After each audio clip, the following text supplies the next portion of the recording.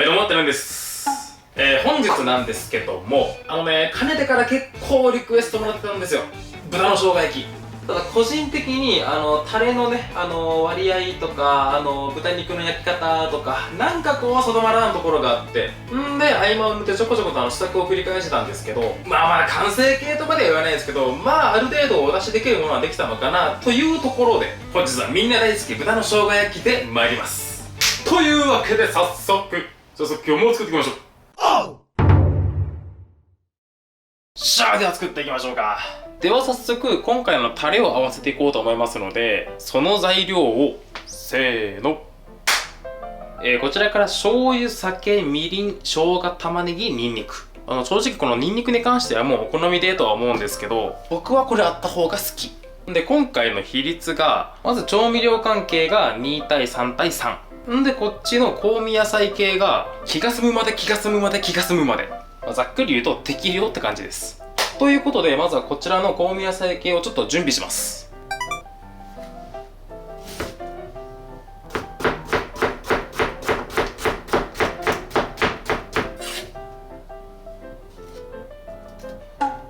もうかなり適当にザクザクっと切ってあげるだけ。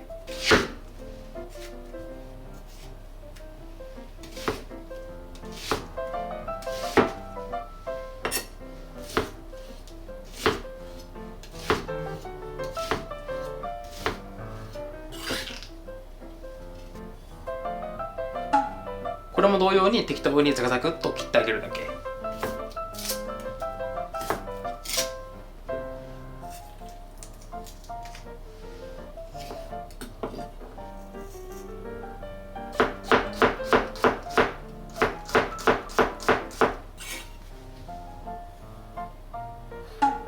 ニンニクは新芽だけ取ってあげて、あとは適当にザクザクっと切ってあげるだけ。っていうことで準備が整いましたので、これを今から醤油とかみりんとかと合わせていくんですけど、ここで登場しますのが、こちらの文明機器ではなく、こちらの高度文明機器。どうしてもこっちの文明機器やと、ちょっと文明が足りないので、この生姜の繊維がちょっと口に当たっちゃうんですよね。なのでできればこっちの高度文明機器の方がいいかなと思います。フードプロセッサーじゃなくてミキサーというかジューサーというか、もしお持ちであればですけど。では行きましょうか。そしたら先ほど刻んだ香味野菜たちを加えて、醤油、酒、みりんを233で調合したものを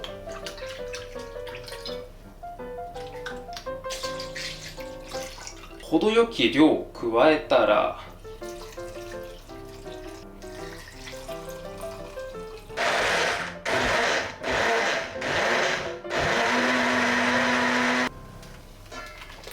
これにて完成。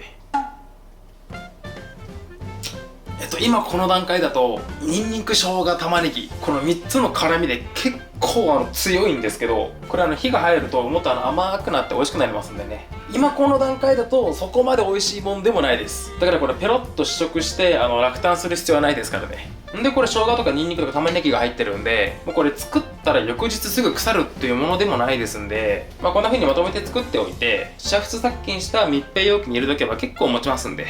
どれぐらい持つかっていうのは明白ではないんですけど、でも4、5日は全然余裕できると思いますけどね。よし、これは夜食用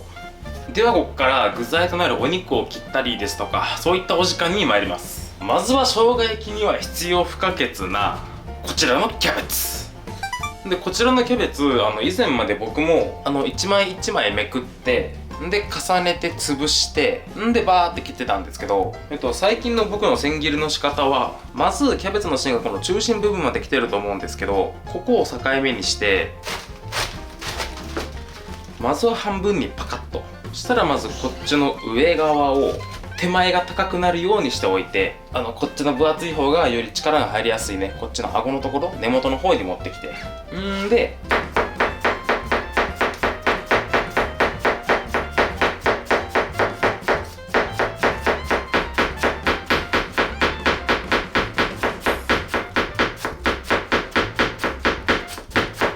っていう風に切ってます。なんかこれが早い気がする。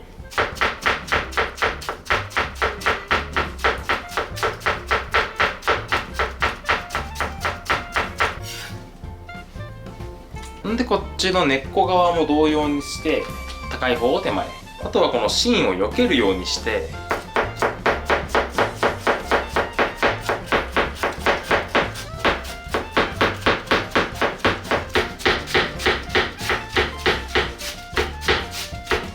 あとはさーっとお水にさらして、でざるで切って、これで完成。2分の1玉だとちょっと少なかったかもしれないですね。足りんかったらまた切りゃいいか。でこっちの玉ねぎは後で炒めても食感が残るようにこの繊維に沿って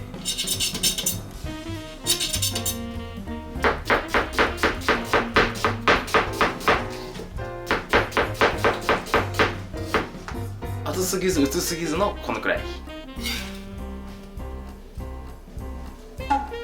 で、タレにも生姜を使ったんですけど、盛り付けの時にもこれ上から散らしたいので、こっちの生姜はもう皮付きのまんま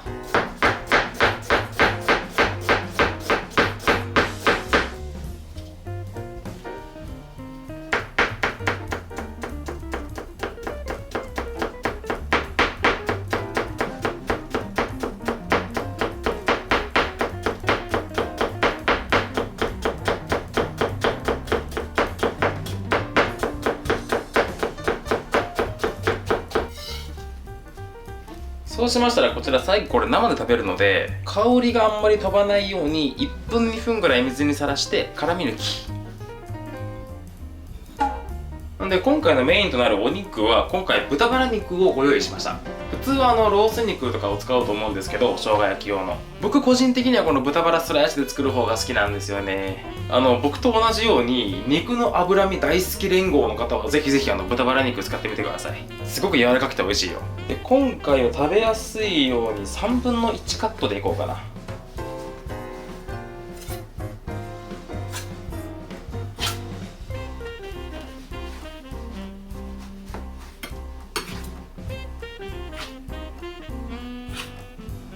で一応今回ロース肉も用意はしてあるんですよ。生姜焼き用じゃなくとんかつ用ではありますけど、ちょっと今回のは分厚いので 2,3 箇所ぐらいちょっと筋切りだけしとこうかな。でちょっと余談なんですけど、僕の生姜焼きここのタレにお肉を漬け込まないんですよ。漬け込む方が中までね味は入っていくかなとは思うんですけど、なんかお肉から水分が抜けていきそうで硬くなっちゃうような気がするんですよね。完全にこれはもう好みの問題だと思いますけど、それに思い立った時にパパッと作れるし、今回の生姜焼きは中に味を染み込ませるというよりかは外側に味をまとわせるイメージです。では改めまして本調理に参ります。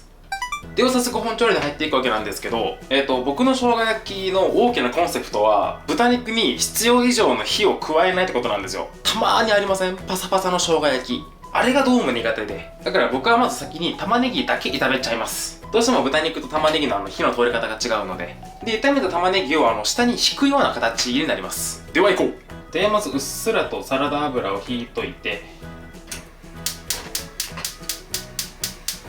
わりかし強めの火加減で玉ねぎドーン、軽くほぐすようにしながら、あとは軽くお塩と胡椒、またさっと炒めて、ほんのりと透明感が出てきたらお皿にドーン、はい、もう一丁ドーン、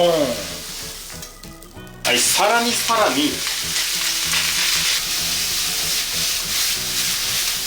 ドーン、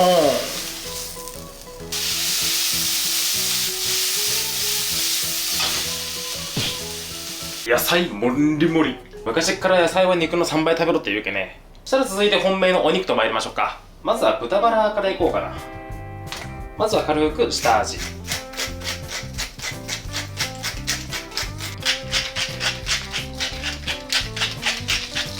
剥がすようにしながら全体になじませて、そしたら今度はサラダ油なしでぬくめたフライパンに豚肉ドーン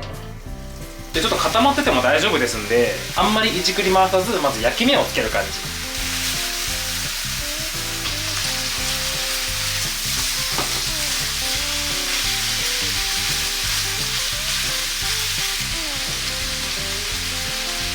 で部分部分でこの香ばしい色がついたところで一度回収。まだまだ全然まだレアな部分がある感じですね。ちょっと焼き目が欲しかっただけですんで、もう普通ならこの段階でタレダバーっとかけて、で余分な水分を飛ばすようにこう煮詰めていくと思うんですけど、ただ僕みたいにこうやってまとめてバーッと作る時って結構煮詰める時間がいるので、なんか余分な火が入っちゃうんで、もう一度出しちゃいます。でしかもこの時に余分な油も切れるので、タレが絡まりやすくなるんですよね。ということで一度油を拭いた綺麗なフライパンに今回のタレダバーで、これをちょっと煮詰めている間におろし生姜のスタンバイ。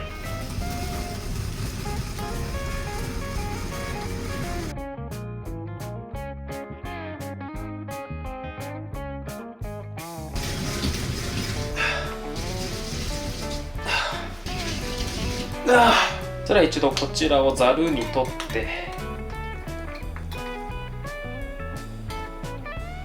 生姜の絞り汁ゲット。ではこちらも余分な水分が飛んでいい感じになってきましたんで、お肉を戻し入れてさっと煮絡めて、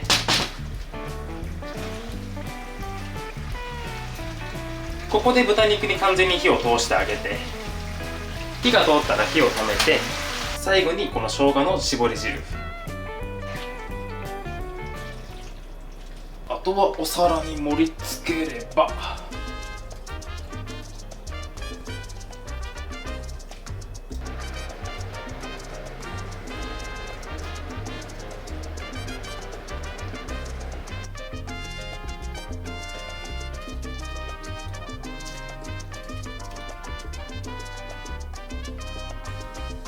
これで豚バラ肉の生姜焼き完成。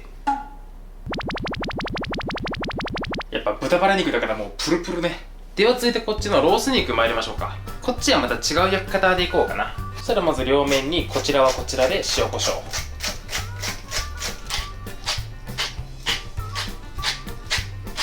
どうしてもこの塩分で身が締まっちゃうので、あくまで焼く直前に。そしたら小麦粉パッパッパ、もう一つ小麦粉パッパッパ。そしたら全体にまんべんなく薄くまとわせる感じ。なんかこのやり方、タモリさんか誰かがご紹介されてた気がする、テレビで。この小麦粉がこのお肉の水分を保水してくれるのと、あとはこの小麦粉でとろみがついて煮汁が絡みやすくなるっていう原理。てかもうこんだけ分厚いと生姜焼きというよりかはもうポークジンジャーって感じよね。そしたらフライパンを火にかけて、こちらは牛脂で、そしたら豚肉ドーン。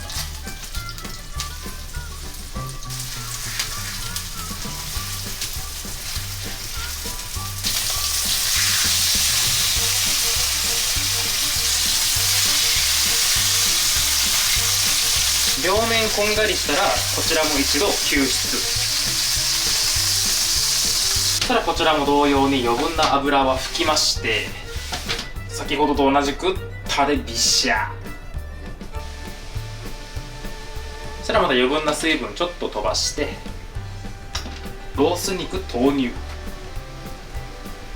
で、今回のこちらちょっと分厚いのでちょっと長めに煮詰めようかな。そしたらこちらも同じく生姜の絞り汁かけて器にドーン。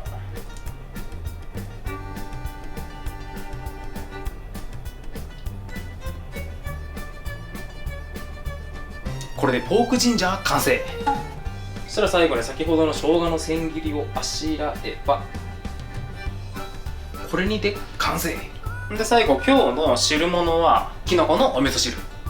そしたらおだしにしいたけの軸、そしたらしいたけのかさもブチブチっとちぎりながら、でエリンギもほぐしながらボロボロボロっと、かさんとこもパキッと。沸いてきたらちょっとアクだけお掃除してあげて、しいたけの軸に火が通ったら火を止めて、なめこドーンでぐるぐるで、今回のお味噌は仙台味噌で、今回使い切らなかったこの生姜の千切りもボーン。これできのこと生姜のお味噌汁完成。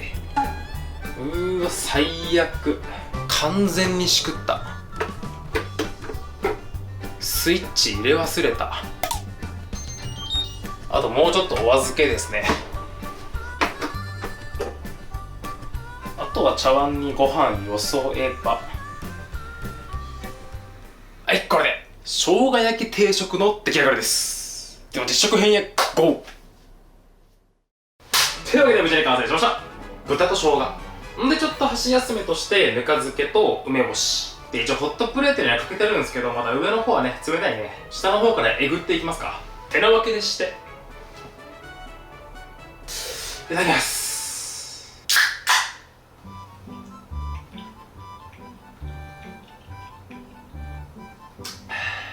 今回は直箸&ご飯の上が取り皿スタイルで、じゃあこの辺からいこうかな。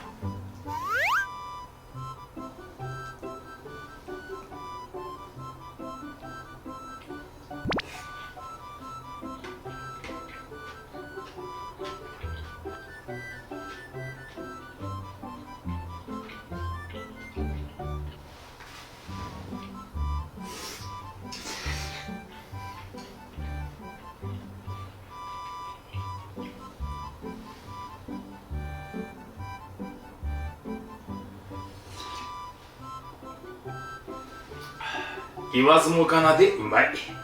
もう最高だね。やっぱ豚バラ肉を使うとね、もうプルプルというかね、すっごく柔らかく仕上がるんですよ。ちょっと脂っこくはなるけどね。まあでも脂っこいはもうある意味褒め言葉だからね。よいしょ。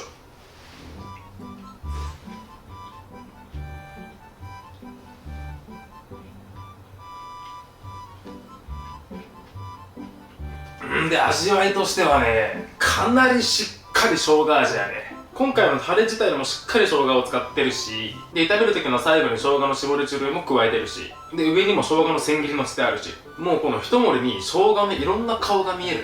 ね。で、今回タレに結構ニンニクを使ってるので、パンチはかなり強い。なおかつ玉ねぎのペーストとかもタレの中に入ってるので、このタレ自体が結構トロッとしてるというか、しっかりとこうお肉に乗ってくれるんですよね。だから正直この一すくいで普通のご飯ならお茶碗1杯分多分いける。そのぐらいしっかり味。これをご飯にのせた後のこのタレの染み込んだご飯がまあ絶品。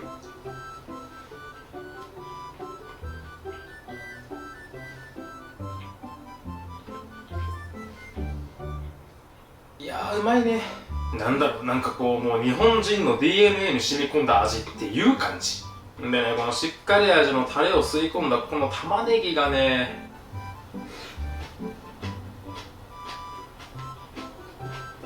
もう抜群にうまいんすわ。くったくたの玉ねぎというよりかはどちらかというとこうシャキシャキっとした食感が残ってる玉ねぎ。このしっかり味の生姜焼きとよう合いますわ。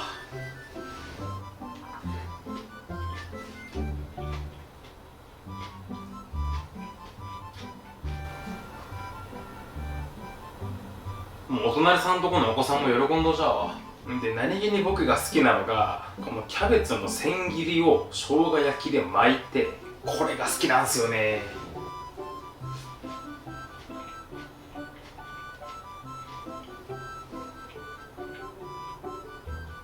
やっぱ冷しゃぶと同じように豚肉とキャベツの千切りの相性最強。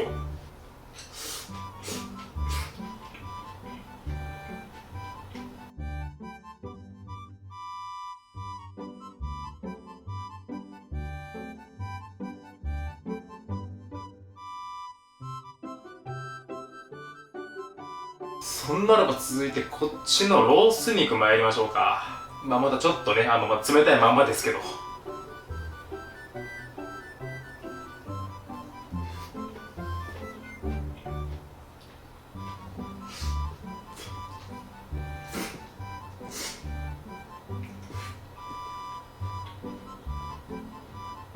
やっぱ余計な火入れをしてない分中までジューシーやね。で、外側にコーティングした小麦粉、ここがようタレを吸っとうね。で、下味の胡椒も効いてくるし、これはうまいわ。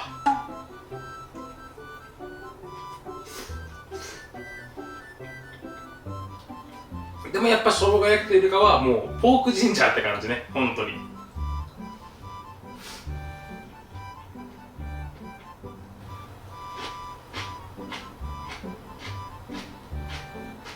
ぬか漬けは安定。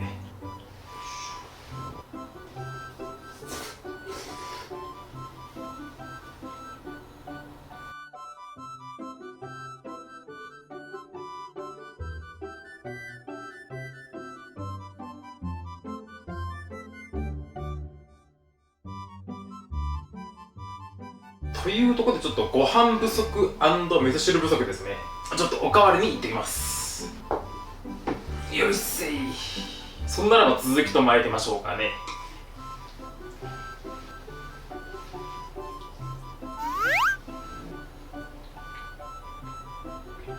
よーすっぱ。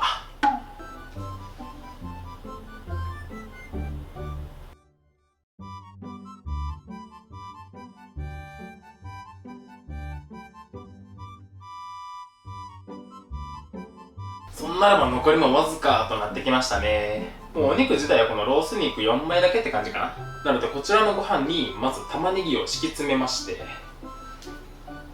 んでロース肉ドーン、んで最後キャベツわさっと、生姜焼きドン。今回はこちらでラストですね。ちょっとお腹ペラできたね。まあ大丈夫でしょうけど。てなわけでして